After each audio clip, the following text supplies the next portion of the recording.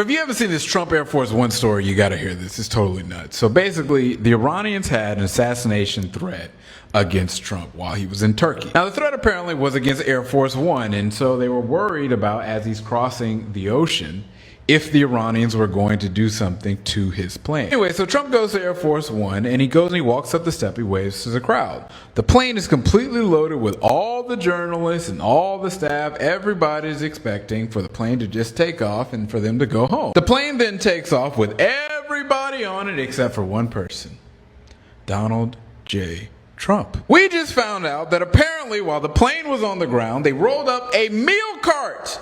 A cart used to bring meals to go feed everybody on the plane. Apparently when this happened and nobody was watching because the meal cart is completely out of view, Trump got on the meal cart. They then rolled the meal cart to a whole nother airplane in which he secretly gets on it. And then that plane then takes off behind the original Air Force One. Both planes then fly to the UK, both planes land, and then Trump gets on the meal cart again. They go reel it back to Air Force One, and then he reappears. They act like nothing happened. They all deboard the plane. They then get on the Qatari airplane, and then they go back to America. So what does this whole thing mean? It means that Trump completely left everybody that was on the original plane out to die. If the Iranians actually did go forward with their threats, that plane would have gone down and everybody would have thought Donald Trump would have went down with them. Except a new plane would have showed up in Brittany, would have popped out of a box and said, "Hello, here I am. Screw Jack in the box, this is Trump in the box." I will say that would have been the craziest moment in history. People would have thought Trump would have went down and then he would have said, "Poof, here I am." But it's totally insane that he just completely went and abandoned everybody just like that. That was my good brother Isaiah Martin breaking down all the weirdness going on with this war. One thing that I don't think a lot of people understand, people that are rich and powerful, such as politicians and the Zuckerbergs of the world, they love a good crisis because it becomes an excuse for them to do a couple of things. Number one, spend more taxpayer money and try to have a fake ass good excuse to do it, such as this made up war we're in with Iran. And then the other reason, folks, is on the back end, those same rich people make money because they get to say, since there's more money in the market, we have to increase the prices, inflation. And in this video, folks, I'm gonna show you how to profit off what the rich are doing right now, which is profiting off a war. I'm gonna explain that how you can do it too. And I'm also gonna break down for you guys how to avoid being scammed by something called an affinity fraud. Happened to a bunch of NFL players. One guy got taken advantage of to the tune of $500,000. Sadly, the person that did it, he got justice. He was found upside down in a swimming pool. We'll break it all down. Politics of Being Black, Lamont Tyson Show. We get going now. I'm up early for the dealers come out. Everybody is outside till the killers come out. You ain't eating, you just act full. I'm impactful. Dozen funerals in a month. I got that quote. I will give it to niggas in all rap forms. Ignatius out right now on all platforms. What's going on, everybody? You're in the building with the all knowing, all loving, all feeling, all seeing, all powerful. Just damn all everything. Sexy as hell host of this channel, me, Lamont Tyson, bringing you guys information you can use to make money and save money and avoid scams.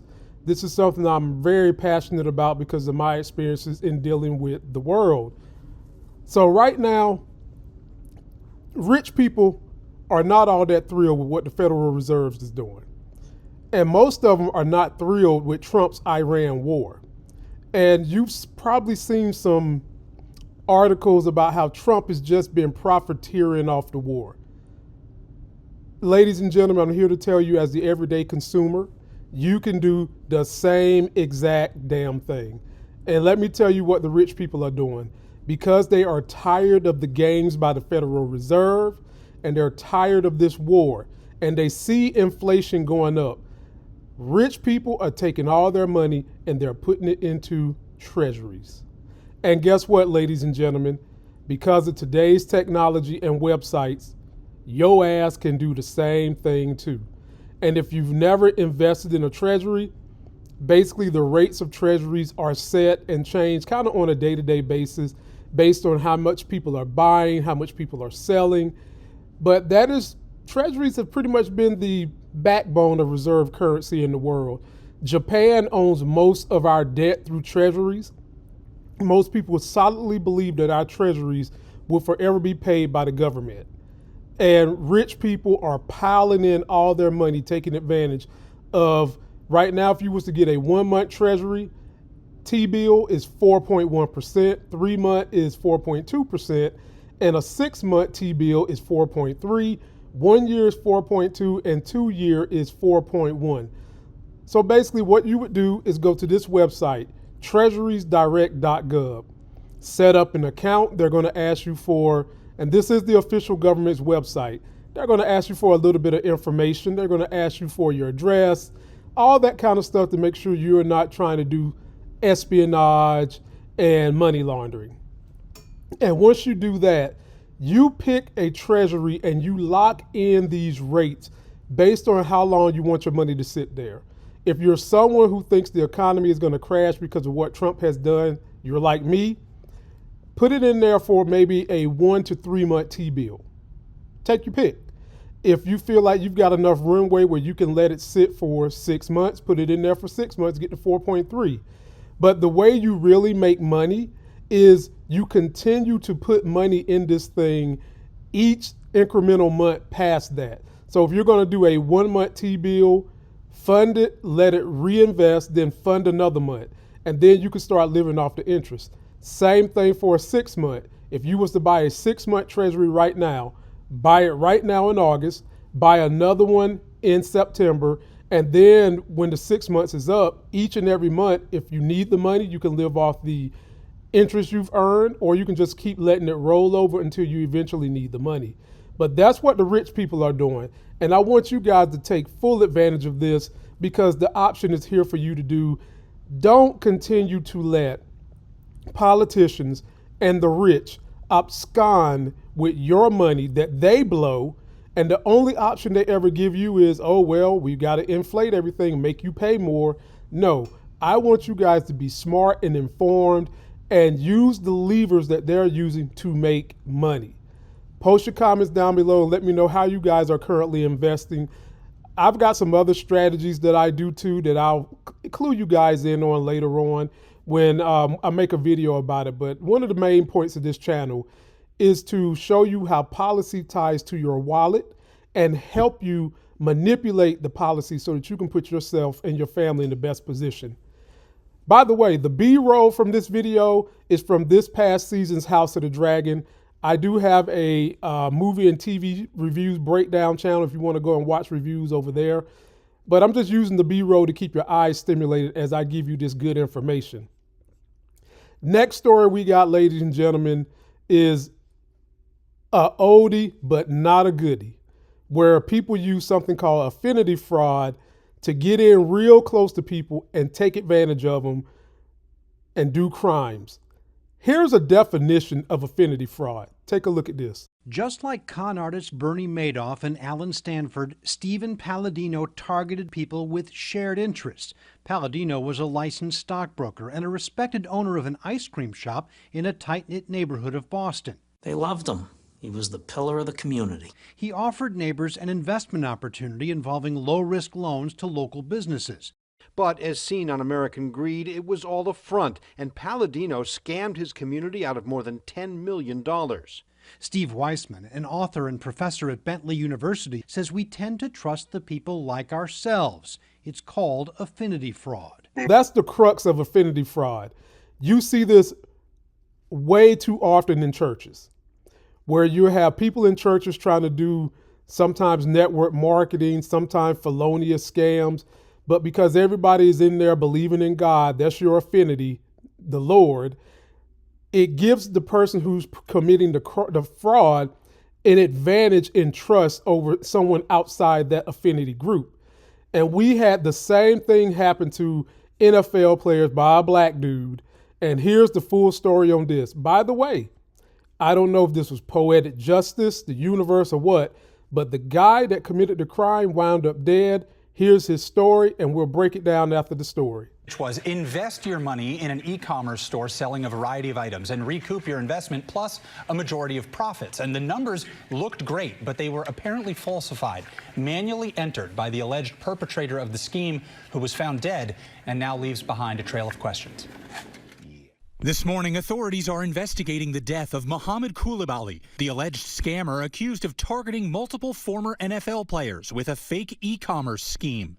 According to police, the 24-year-old's body was found Friday in the swimming pool of a Harrison Township, New Jersey home by officers making a welfare check after family members called in concerns about his well-being. The discovery coming just weeks after a Barron's investigation named Koulibaly as the organizer of a purported scam that sought to swindle professional athletes by selling them stakes in bogus web stores. The athletes and other investors would buy into these e-commerce shops that seem to be doing really good business based on the sales logs that they were able to review. But we were able to determine that those transactions were manually input by somebody with access to the back end of these stores. And the purpose of this was to make these athletes think that they had these successful investments in these shops. 3 former NFL players telling the outlet they collectively lost more than $1 million in investments made with Koulibaly. Weeks and then months went by, and Mohammed always had a different excuse for why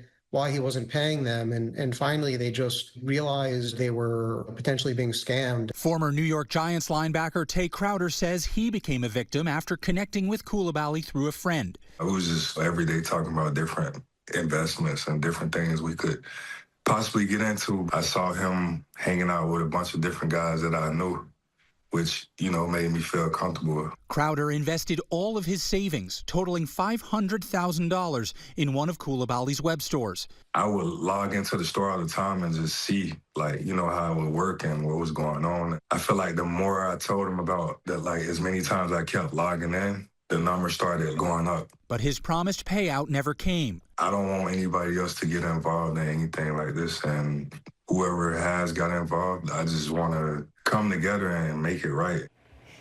And earlier this year, Koulibaly had denied to Barron's that he was behind any kind of scam, saying that their reporting was, quote, based on a misunderstanding of the technology and that his investors hadn't received returns from their deals because he himself hadn't received expected funds from a planned acquisition of his venture.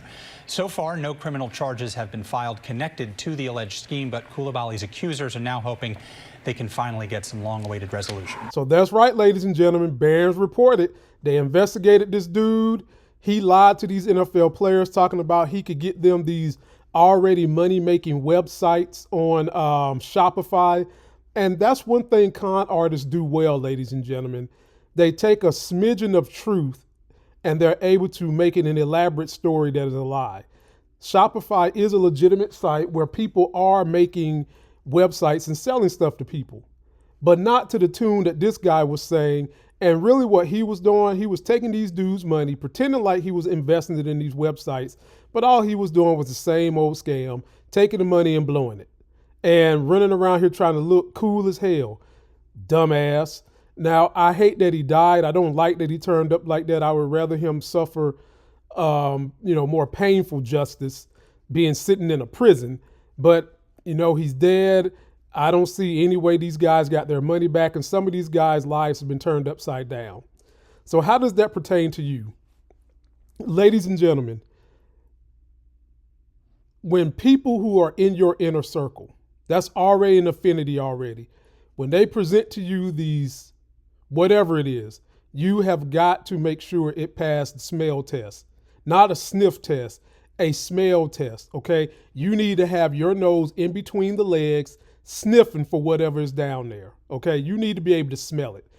If you can't get online and it passes a ChatGPT review, a Google review, or there is no paper trail and history of whatever this thing is, it is something you need to tell whoever that person is in that circle, no.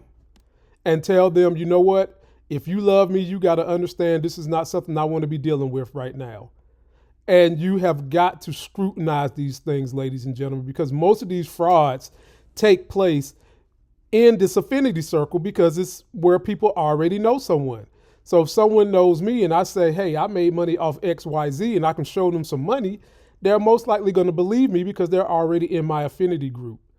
And no matter who you believe, who you trust, it needs to be cross-referenced and verified through some other independent body outside of that individual, folks. We living in some tough times right now, and I do not want anyone to be taken advantage of and lose their hard-earned money. So please be aware of these affinity frauds. Keep your eyes on the one that happened in the church because those are the most rampant ones. And don't forget to like this video, comment, subscribe, please share. I'm up early for the dealers come out. Everybody is outside till the killers come out. You ain't eating, you just act full. I'm impactful. Dozen funerals in a month. I got that quote. I will give it to niggas in all rap forms. Ignatius out right now on all platforms.